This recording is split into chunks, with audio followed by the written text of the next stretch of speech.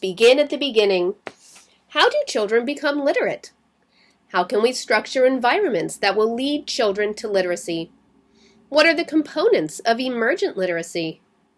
Find out in this presentation, Emergent Literacy, First Steps to Becoming a Reader. In the early 1990s, Marie Clay first coined the term emergent literacy when she observed and recorded the early literacy behaviors of 4-year-olds. Basically, emergent literacy implies the skills and behaviors that are precursors to conventional literacy or real reading and writing.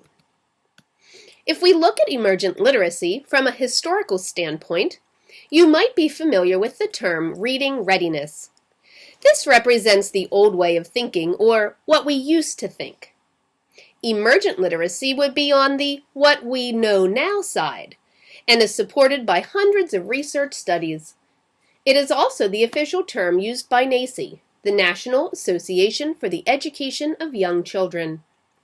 As you look at this comparison chart, you will notice that reading readiness was a much more rigid way of thinking, while emergent literacy is more fluid. In emergent literacy, we know that children can become literate at a young age through purposeful literacy events structured by a knowledgeable teacher. If you were to walk into an emergent literacy classroom, you should see a buzzing hive of literacy. There should be books readily accessible to children, purposeful print on the walls and around the play areas, singing, reading aloud, alphabet games, and engaging play centers, to name just a few. The teacher should be actively talking with the children, asking questions, and helping them expand their oral language skills. There should also be purposeful instruction and practice in a variety of phonological awareness activities. Before we dive into phonological awareness, though, let's go over these commonly confused PH words. Phonology is the study of a sound system in a given language, in our case, English. Phonological awareness and phonemic awareness will be covered more thoroughly in the next series of slides. A phoneme, however, is the smallest unit of sound in a language. For example, the word duck is made up of 3 phonemes, d, k. The CK in duck acts as only one sound. Phonics is different from phonological awareness because now we are asking children to associate the speech sounds with an accompanying written letter or group of letters. We will discuss phonics in the next module. And that crazy Philly fanatic? Well, he's just here for some comic relief. Okay, so your book focuses on phonemic awareness. But before we can understand phonemic awareness, we must understand phonological awareness. Think of phonological awareness as being the umbrella. Underneath this umbrella, we have the various components of phonological awareness: rhyming, the concept of a word, syllable awareness, onset and rhyme, blending and segmenting phonemes, and manipulating phonemes by adding, deleting, or substituting one phoneme for another. Phonemic awareness is this one: blending and segmenting the individual phonemes or sounds in a given word. Now here's the components of phonological awareness organized in a slightly different way, from least difficult tasks to most difficult.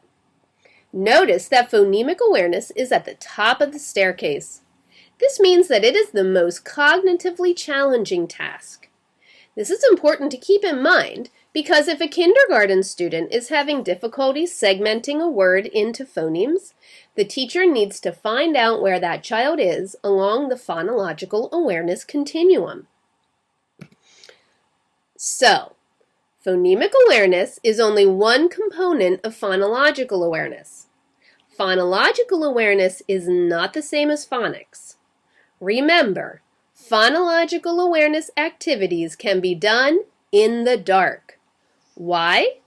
Because they are all done orally or by ear. Once you layer the letters on, you have to turn on the lights, and now you are doing phonics. To illustrate this point, I have invited my daughter Lucy to do some phonological awareness activities with us. Hi, Lucy. Hi. All right, Lucy, tell me a word that rhymes with mop. Pop. Pop. Mop, pop. Excellent. All right, listen to these sounds and then blend them into a word. Hat. Hat. Very nice. All right, now let's flip that around, and this time you tell me the sounds in a word. Tell me the sounds in shout. Out. Sh, out. Good. Tell me the sounds in the word be. E. B-E. Excellent. And one more. Tell me the sounds in the word can. K. And. N. Nice. All right, now here's a hard one. Say this word, flap. Flap. Good.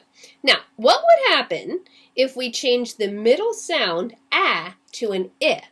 What would be our new word? Flip. Very nice. Excellent job, ma'am. All right, thanks, Lucy. So, to summarize, teachers of the youngest children need to be well versed in all of the components of emergent literacy.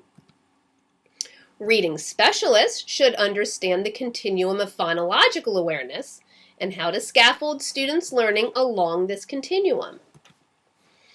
Phonemic awareness is important because it was the one component of phonological awareness that has been identified by the National Reading Panel as a critical building block of reading.